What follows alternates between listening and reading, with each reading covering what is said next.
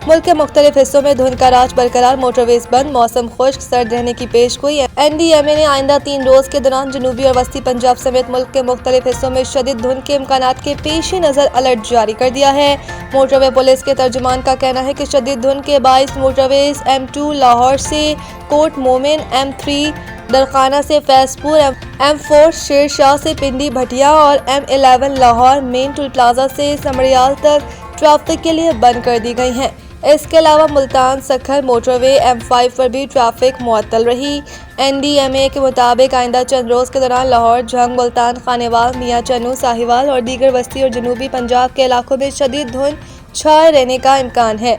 बालाई सिंध खसूसन सखर और गिरदोनवा में भी धुंध मुतवक्के है, जबकि इस्लामाबाद और रावलपिंडी में रात और अलल सुबह धुंध पड़ सकती है।